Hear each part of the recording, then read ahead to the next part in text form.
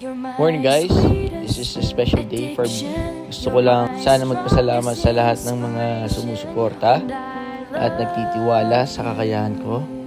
At gusto ko rin magpasalamat sa pamilya ko, sa asawa ko, si Erica, mga anak ko, Paul Kayla, Colleen, and Pablo. I love you guys. Sana maging masaya ang lahat ng isa't isa.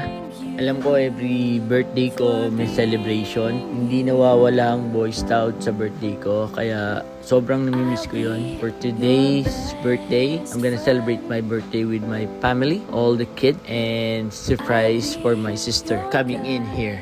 Once again, maraming salamat sa walang sumpay na pagsuporta, na pagtitiwala, paniniwala niyo sa kakayahan ko. Sana huwag kayong magsawa, suportahan ako, suportahan natin ang isa't isa.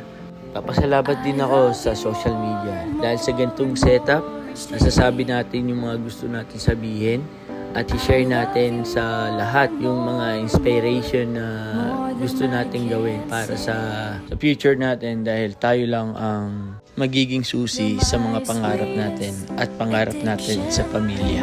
Huwag sana tayong magsasawang suportahan ng pamilya natin at ang isa't isa kung kaya natin tumulong sa mga nangangailangan at meron naman tayong extra bagay. Pero naintindihan naman natin pagka tayo wala, sana maintindihan ng ibang tao. I would like to thank Lord God for everything that I have this day. At nadagdagan na naman ang aking edad. +1 tayo this day. Happy birthday to me. Peace out.